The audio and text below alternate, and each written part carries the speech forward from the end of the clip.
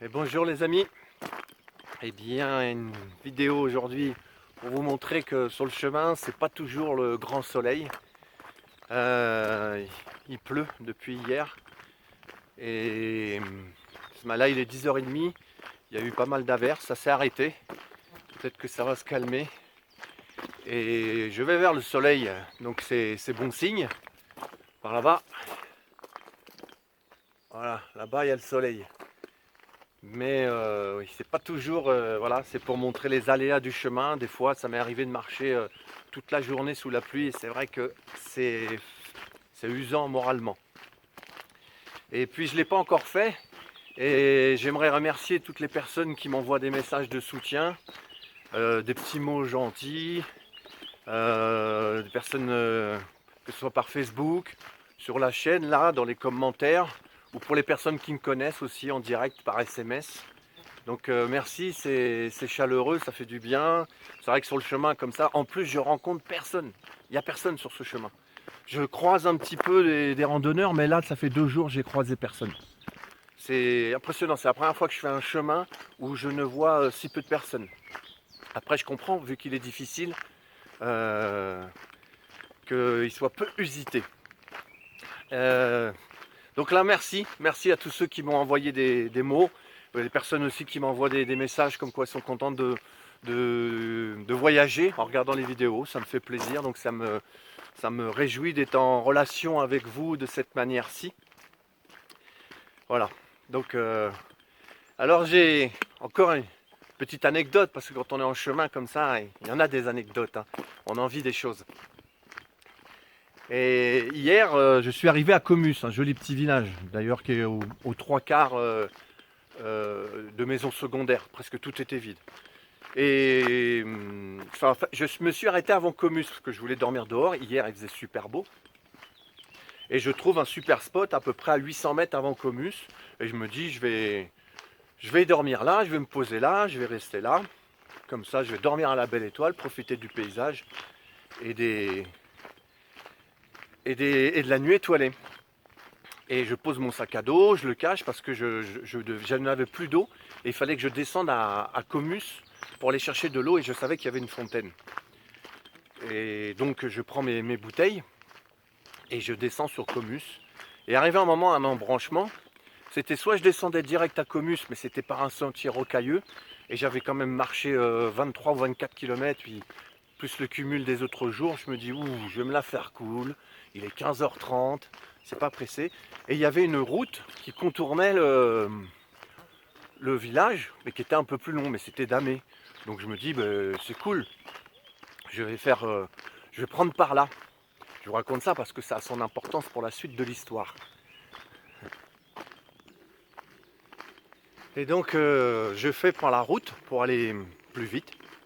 Et les 3 premières maisons sont les maisons secondaires. Tous les volets sont fermés. Quand j'ai l'habitude maintenant de repérer les maisons secondaires. Et surtout qu'on était dimanche. Et la 4e, je vois un gars dans son jardin en train de charger sa voiture. Je me dis, bah, je vais le voir. Et puis je lui demande s'il a de l'eau. Il me dit, ah oui, pas de problème. Il y a de l'eau. Donc il me donne de l'eau, il me donne même des barres énergétiques. Il voulait me donner encore à manger. Parce qu'il partait, il avait fait son week-end. Et il partait. Et c'était un grand randonneur lui aussi.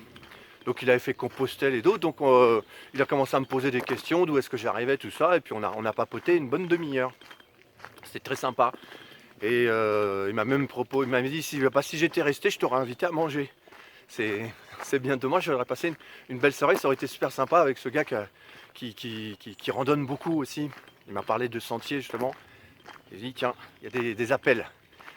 Et il me dit mais tu dors où? Ben, je lui explique que je dors un peu plus haut, là-haut, à un endroit qu'il connaît. Il y avait une table de pique-nique, donc pour moi c'était royal. Et il me dit ouais mais t'as une tente? Je dis non mais je vais dormir à la belle étoile. Il me dit mais ils annoncent des orages en fin de journée. Je dis ah bon? Et j'écoute d'une oreille distraite. Parce qu'il me dit bah écoute regarde si tu veux tu peux dormir là. Il me montre sous sa maison il y avait une sorte d'abri. Il me dit si tu veux tu peux dormir là, il y a pas de souci, hein. Tu dis au voisin c'est moi qui t'ai dit ok. Et puis dans ma tête j'étais déjà là-haut. Moi oui ok. Et puis bon on se sépare parce qu'il devait partir. Et je remonte à l'endroit que j'avais. Je vous mettrai la photo du spot que j'avais trouvé. Et, euh, et puis vers 18 h, je m'aperçois que ça commence à devenir plus les nuages arrivent, ça commence à devenir de plus en plus noir. Et au loin, j'entends que ça tonne et ça tonne fort.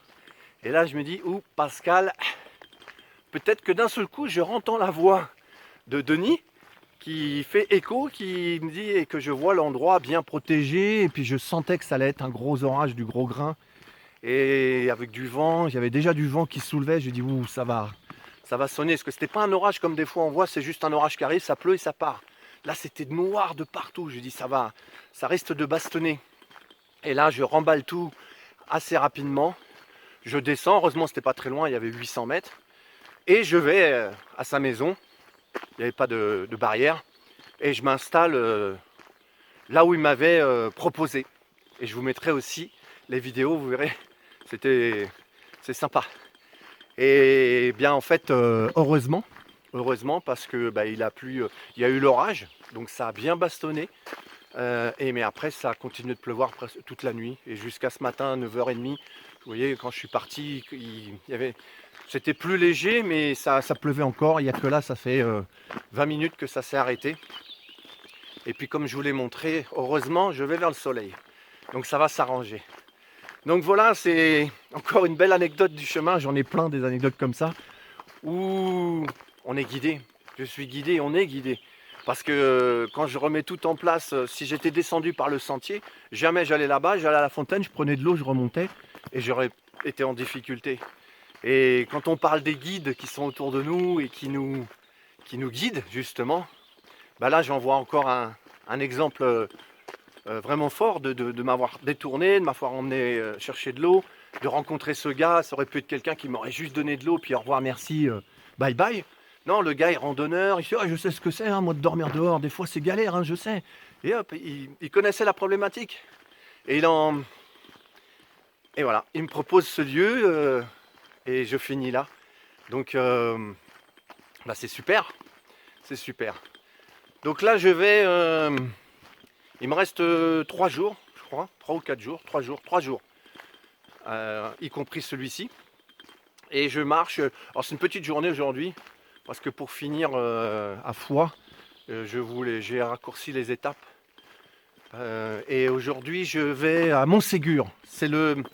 En fait c'est le dernier château, l'avant-dernier château avant Foix. Et à Foix c'est le dernier château cathare du sentier cathare. Donc à savoir que le château de Montségur c'est le dernier château qui est tombé lors de la croisade contre les Albigeois. Les Albigeois, c'est ceux qu'on a fini par appeler les Cathares, à savoir que les Cathares, le nom, à l'époque où ils ont été persécutés, on les appelait les Albigeois, parce que c'était la région d'Albi, au vu du royaume de France, c'était la région d'Albi, l'Occitanie. Et le mot Cathare n'est arrivé que dans les années 1960. C'est le terme qu'on leur a donné. Donc c'est le dernier château bastion qui est tombé et qui a sonné le glas du catharisme, ce qu'on appelle le catharisme. Voilà, donc c'est ma prochaine étape. Donc là, il doit me rester 13 km, il fallait faire tranquille. Quoique maintenant que tout est mouillé, c'est un peu chiant quand c'est mouillé, parce que c'est pour se poser. Il faut trouver un endroit sec, parce que là, je peux pas m'allonger comme je le fais, ou se poser même par terre devant un paysage. Donc c'est ça le problème quand c'est mouillé, même quand après le soleil revient. C'est que pour se poser, tout est humide.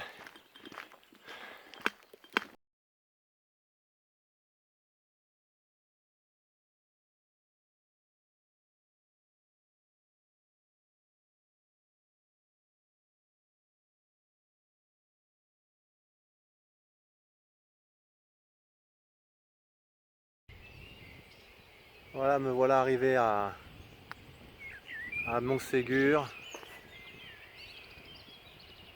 C'est l'étape du jour.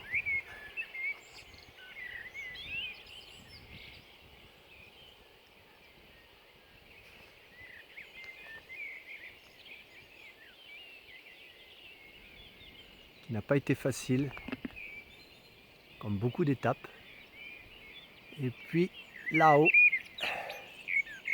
ici, le château de Montségur. Je vais pas y monter parce que j'en ai marre de grimper. On m'a dit que bon, comme beaucoup de châteaux, c'est plus que des ruines, il ne reste pas grand chose.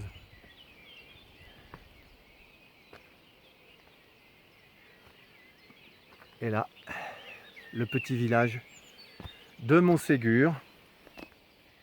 Alors je dis petit village parce qu'une fois de plus, il n'y a aucun commerce. Et j'ai dû demander du pain à quelqu'un parce que ça fait 2 jours que je marche et que je traverse des villages où il n'y a aucun commerce. Et je pensais à...